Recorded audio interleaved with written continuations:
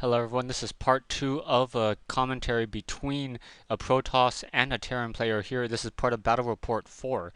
I'm doing this for the StarCraft Legacy website. Feel free to flame me, tell me what I need to improve on, as you will probably be hearing my voice if you are a fan of the StarCraft Legacy website. We do have Marauders now coming into play, and it looks like there are about 2 barracks and 3 factories in play, along with 1 additional starport, and we do have a Ghost Academy. So the Ghost Academy will mean we will be seeing ghosts along with nuclear launches.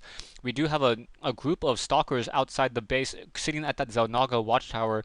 Stalkers are equivalent to dragoons, except they do not do as much damage later in the game as the stalkers do. I believe 11 normal damage or 11 standard damage, base damage, no modifiers, and the dragoon does do 20 explosive. There is an observer in the mix, so those stalkers will be able to blink up to that high ground if they get within range. So let's see how he's going to go ahead and use this. What are those stalkers going to do? Stalkers are going to blink to the high ground and quickly take down one very low hit point or siege tank, and now is going to be forced to push back as he does see those 2 Thors and Hellions, and those stalkers are just running away scared right now. We do have a warp prison coming in south across the map now, so that warp prison most likely going to be used to scout out and take down that bottom right hand corner expansion.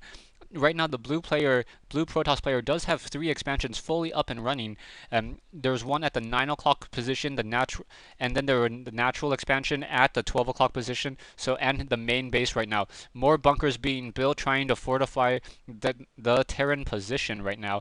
Stalkers just coming into play, and wow, there's just so many units sitting at the front door of that Terran player that not much is going to be able to get through. But instead, the Protoss player doing a warp in with 4 Protoss Zealots, and now we're going to just start destroying the main all these SCVs right here. So we're going to look at the harvester count, and it's just dropping right now: 74, 73, 72, 71. Those Zealots are just ripping through those SCVs. Those SCVs have no armor upgrades, and it's going to force the command center to just lift off and look for another place to do some additional mining. Those Zealots are going to finish off those 2 refineries, and the Hellions are now going to head over to those destructible rocks and try to take it down so they have a place to mine. Reapers are now coming into play, trying to do some harassment, but those Reapers get cut off by a nice blink from the stalkers, and those Reapers are going to be forced to retreat right now. So Reapers trying to run away. Reapers do have a double pistol attack that does extra damage against light units, so they're a good counter to the Zealots, but really not effective against the Stalkers. And with that double pistol attack, armor makes a bigger difference. So it does, I believe, 4 times 2. And now we have those Reapers now trying to come in, and they are stimped, so they're moving extra fast, trying to do some additional damage right now, getting to the high ground, and now just shooting down those Stalkers. Those Reapers now just trying to damage that one assimilator. That assimilator is just taking damage, just gonna be taking a damage over and over. And let's see what's gonna happen here. The assimilator will fall, but now we have a Protoss observer coming into play. So that observer is now going to make it so that those stalkers can see to the high ground and blink to the high ground, and the Reapers come down and to their fate and just fall apart. So, well, and those Reapers just stopping mining for just a moment. So maybe that was the Terran player's strategy. And now we have the Terran mech ball now moving out with 4 Thors, a couple Hellions, and a couple Marauders. Those Marauders are actually trained from the barracks, but they are a very, very good anti-heavy unit. And now we have David Kim doing an expanding at the yellow minerals. So those yellow minerals gonna give David Kim a really, really strong advantage. Warp Prism sitting outside the high ground. Perhaps we'll see some units warped in with those high Protoss Templars trying to do some side storms right now. And we do have 4 Thors just sitting outside the base and siege tanks in siege mode. We do have some High Templars now coming in from the north, and we'll see how this is going to play out right now. The Terran player really wants the Protoss player to just walk into him. If he does walk into him, that's just such a strong advantage, as the Terran player is much stronger when they are set up and in position. Now we do have nice Psi Storms coming in. So the new animation from Psi Storm, as you can see, gives you a little bit of time, maybe about a half a second, to let you know that a Psi Storm is coming in. Now Stalkers coming in from the back, trying to take down those siege units, and more Psi Storm hitting some of those stores. Those stores are being able to take in a lot of that damage, but wow, after getting focused down by those Zealots, not much is left. So those High Templars are now moving out with some Zealots and some Stalkers once again. The 2 army sizes, the Red Terran army currently sitting at 122, while the Protoss army is sitting at 144. So the Protoss army does have a little bit of a size advantage right now, but let's see what's going to happen here. the Protoss Zealot does not want to run into that once again fortified position with those stores, not this time. So he's going to go ahead and try to move down towards those yellow mineral lines and try to take down that planetary fortress. Ooh, nice side storm on all those SCVs. SCVs are unable to repair as they try to do additional damage to that planetary fortress. The planetary fortress is just firing back, and SCVs are trying to repair, trying to keep it alive. It's planetary fortress down to 200 hit points, but it looks like it will be able to stick around as those zealots are falling to those marauders left and right, and the fortress is now just being repaired. Nice job by David Kim in order to keep that planetary fortress up and continue to mine from those high yield yellow minerals.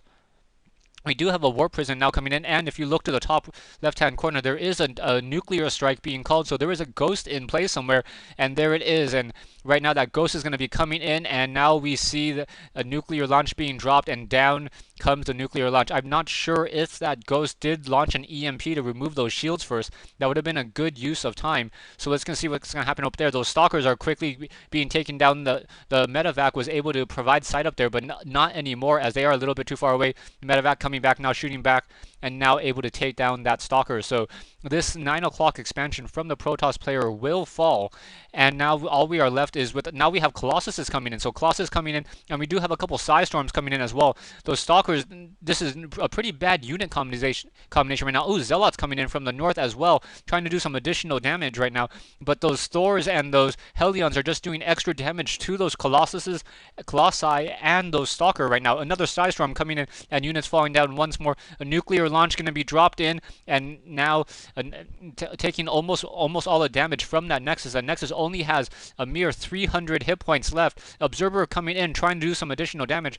Ghost obviously has 2 Ghost Academies, dropping another nuclear launch, and that nuclear launch is going to take out the Nexus. So now, even though before the Protoss player did have the economic advantage, is now only mining from his main base and one expansion over here at the 8 o'clock position. So the Terran player definitely has the advantage as he has 2 bases right now, and units are now trying to come in, and Protoss is trying to win this fight with the army that he has, as he knows the longer the game goes, the worse he's going to be. We do have a High Templar who did not cast Psystorm for any reason, and now those Colossi are just going to fall down, taking additional damage from those Marauders, and Hellions are in there as well. And once again, we have another nuclear launch, and that nuclear launch is going to prevent an expansion over here at the 9 o'clock position. We'll see if he's going to get an EMP off. We do have the medevac healing the Ghost as he's trying to focus that laser, and down comes another nuclear launch, taking out another warp gate as that medevac ship and once again pulls out. Helion's now trying to come in, trying to do additional damage, trying to move over to the left.